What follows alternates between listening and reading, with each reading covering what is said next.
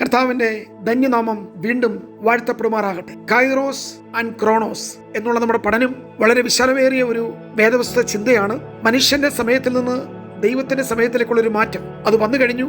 നാം അതിൽ ജീവിക്കുക എന്നുള്ള ആശയം കഴിഞ്ഞ ദിവസങ്ങളൊക്കെ പങ്കുവെക്കാൻ ഇടയായി തീർന്നു. ഒരിക്കൽ കൂടെ ആവർത്തിക്കുന്നു. ക്രോണോസ് എന്നുള്ളത് ദിനവൃത്താന്തം പോലെ ജനിച്ചു, ജീവിച്ചു, ജനിപ്പിച്ചു, മരിച്ചു, തുടർമാനമായി പോകുന്ന ഒരു പ്രക്രിയ.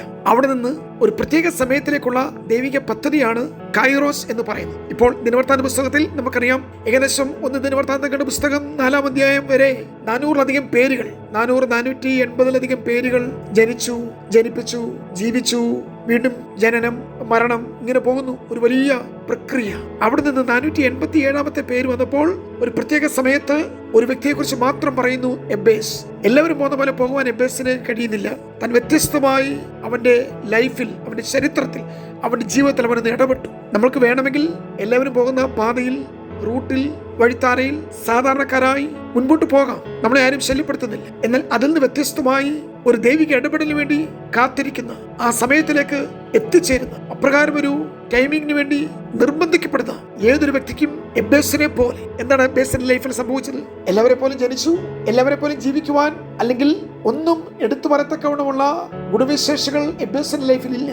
ജനനത്തിൽ തന്നെ ഒരു പരാജയമാണ്, തോൽവിയാണ്. ദുഃഖത്തിന്റെ പുത്രൻ, ദ സൺ ഓഫ് സോറോസ് എന്നാണ് അവന്റെ വിളിപ്പേര്. അവന്റെ ജീവിതം വേണമെങ്കിൽ ദുഃഖിച്ച് അവസാനിപ്പിക്കാം. മാതാപിതാക്കളെ കുറ്റപ്പെടുത്തി, കുടുംബാംഗങ്ങളെ കുറ്റപ്പെടുത്തി, സഹോദരന്മാരെ കുറ്റപ്പെടുത്തി, ജീവിതകാലം മൊത്തം കുറ്റം മറ്റുള്ളവരുടെ മേൽ ആരോപിച്ച് തീർക്കാം. അല്ലെങ്കിൽ അവന്റെ ജനനത്തെ അവന് കുറ്റപ്പെടുത്താം. ഇങ്ങനെ ജീവിതത്തിന് ആവശ്യമില്ലായിരുന്നു. പക്ഷെ ഇതൊന്നും എബ്ബേസിനെ കുറിച്ച് കാണുന്നില്ല.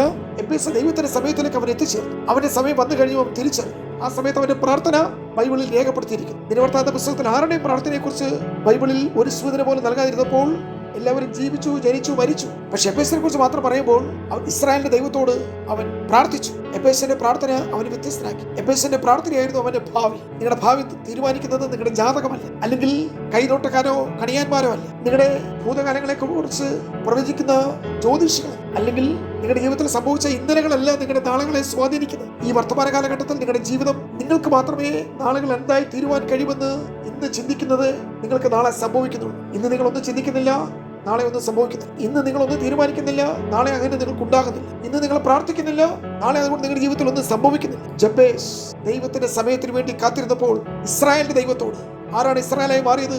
യാക്കോബാണ് ഇസ്രായേലായിട്ട് മാറിയത്. എവിടെ വെച്ച് മാറി? യാബോക്കിൽ വെച്ച് മാറി. എങ്ങനെ മാറി?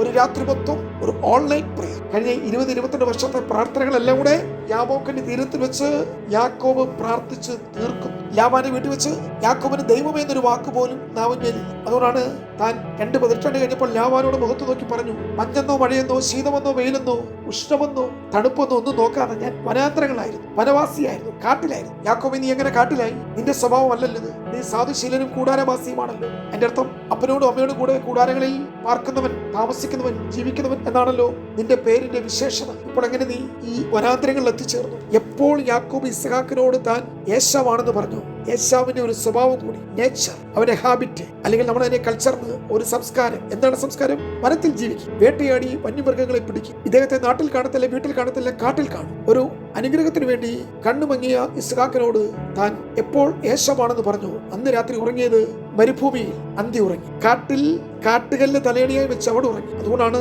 ലാബാന്റെ വീട്ടിൽ വന്നപ്പോഴും യാക്കോബ് പറയുന്നത്, ഞാൻ മരുഭൂമിയിലായിരുന്നു, വനാന്തരങ്ങളായിരുന്നു. പ്രിയരെ, നിങ്ങൾ ആത്മീക സത്യങ്ങൾ, സ്പിരിച്വൽ മിസ്റ്ററീസ് എന്റെ ശ്രോതാക്കൾ തിരിച്ചറിയണം. നമ്മുടെ സന്ദേശങ്ങളൊക്കെ വലിയ ആഴമേറിയ സ്പിരിച്വൽ ട്രൂത്ത്, യാഥാർത്ഥ്യങ്ങൾ, സത്യങ്ങൾ വെളിപ്പെടുത്തുന്ന നിമിഷങ്ങൾ. സത്യം മാത്രമേ നിങ്ങളെ സ്വതന്ത്രരാക്കത്തുള്ളൂ. നിങ്ങൾക്ക് സ്വാതന്ത്ര്യമില്ലാത്ത എല്ലാ മേഖലകളും അടിമത്തമുണ്ട്. അവിടെ നിങ്ങൾ പീഡിപ്പിക്കപ്പെടും, ഉപദ്രവിക്കപ്പെടും. നിങ്ങൾ അതിൽ നിന്ന് പുറത്തു വരണം. ഒരിക്കലും ഇരുട്ട് നിങ്ങളെ പിടിച്ചു വെക്കരുത്. ഈ ലോകത്തിന്റെ ബന്ധനങ്ങൾ, ശക്തികൾ, സ്വാധീനങ്ങൾ, വ്യക്തികളാകട്ടെ ഒന്നും നിങ്ങളെ ഒരിക്കലും, നിങ്ങളുടെ ഭാവിയെ, നിങ്ങളുടെ നാളുകളെ ഇല്ലാതാക്കുവാൻ കഴിയും. കർത്താവിന് മാത്രമേ നിങ്ങൾക്ക് സ്വാതന്ത്ര്യം നൽകാൻ കഴിയും. ഇവിടെ നാം പറഞ്ഞു വന്നത് യാക്കോബിനെ കുറിച്ചാണ്. യാബോക്കിന്റെ തീരത്തിൽ യാക്കോബ് എന്ത് സംഭവിച്ചു? താൻ ഒറ്റയ്ക്കായി. ദൈവം തന്നെ പേര് ചോദിച്ചു, ദൈവം തന്നെ തൊട്ടു.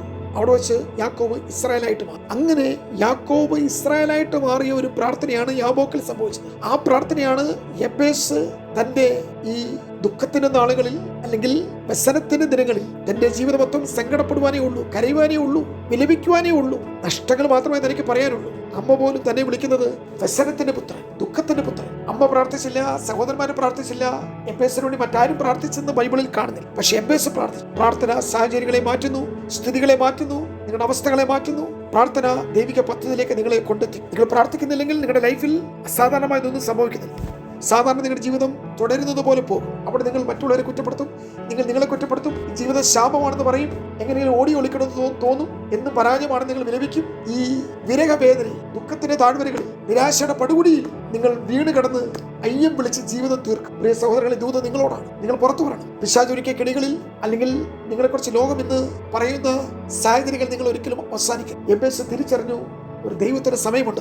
ആ സമയത്തിലേക്ക് പ്രാർത്ഥന കൊണ്ട്, ദൈവത്തുള്ള ആശ്രയം കൊണ്ട് താൻ എത്തിച്ചേർന്നു. എന്റെ ചിന്ത, താൻ പഴയ പിതാക്കന്മാരെ കുറിച്ച് പഠിച്ചു, വിശ്വാസവീരന്മാരെ കുറിച്ച് പഠിച്ചപ്പോൾ അബ്രഹാമിനെ താൻ പ്രാർത്ഥനയ്ക്ക് മാതൃകയാക്കിയില്ല, ഇസഹാക്കിനെ താൻ പ്രാർത്ഥനയ്ക്ക് മാതൃകയാക്കിയില്ല, യാക്കോബിനെ താൻ പ്രാർത്ഥനയ്ക്ക് മാതൃകയാക്കി. അതിന്റെ അർത്ഥം അബ്രഹാമും ഇസഹാക്കൊന്നും പ്രാർത്ഥിച്ചില്ലെന്നല്ല, അവരെല്ലാം പ്രാർത്ഥിച്ചവരാണ്. പ്രിയരെ, യാക്കോബിന്റെ യാബോക്കിന്റെ തീരത്തെ പ്രാർത്ഥന, ദൈവത്തെ പിടിച്ചു നിർത്തിയ പ്രാർത്ഥന, സൃഷ്ടിതാവും സൃഷ്ടി തമ്മിൽ കണ്ടുമുട്ടിയ, ഏറ്റുമുട്ടിയ രാത്രി. പ്രിയരെ, നാം ദൈവിക പദ്ധതികളെ തിരിച്ചറിയുക എന്നുള്ളതാണ് നമ്മുടെ ജീവിതത്തിൽ സംഭവിക്കുന്ന ഏറ്റവും വലിയ ബ്രേക്ക് ത്രൂ എന്ന് പറയുന്നത്. യാക്കോബിന്റെ ലൈഫിൽ അപ്രകാരം ഒരു മുന്നേറ്റം, ഒരു വാതായനം, ദൈവപ്രവൃത്തിക്ക് വേണ്ടി വാതിൽ തുറക്കപ്പെട്ടത് യാബോക്കിൽ വെച്ച് താനും അനുഭവിച്ച ദൈവ സാന്നിധ്യവും ദൈവത്തെ മുഖാമുഖമായി കണ്ടതും അനുഗ്രഹത്തിലൂടെ അപേക്ഷിച്ച് അവിടെ വെച്ചാണ് യാക്കോബ് ആള് മാറി രൂപാന്തരപ്പെട്ടത്. ഈ കോണ്ടസ്റ്റിലാണ് എബേസ് നിൽക്കുന്നത്. തനിക്ക് മാറിയേ പറ്റും. ഈ വിളിപ്പേര് ദുഃഖത്തിന്റെ പുത്രൻ, വ്യസനത്തിന്റെ മകൻ, തന്റെ ജീവിതം കൊണ്ട് എന്തെങ്കിലും ഒരു അർത്ഥമുണ്ടാകണമെന്ന് താൻ ആഗ്രഹിച്ചു. ഞാൻ ഇവിടെ പറയാം, നിങ്ങൾ ദിനവൃത്താന്ത പുസ്തകം വായിക്കുമ്പോൾ, പ്രിയമുള്ളവരെ, 9-ാം അധ്യായത്തിലേക്കൊക്കെ ചെല്ലുമ്പോൾ,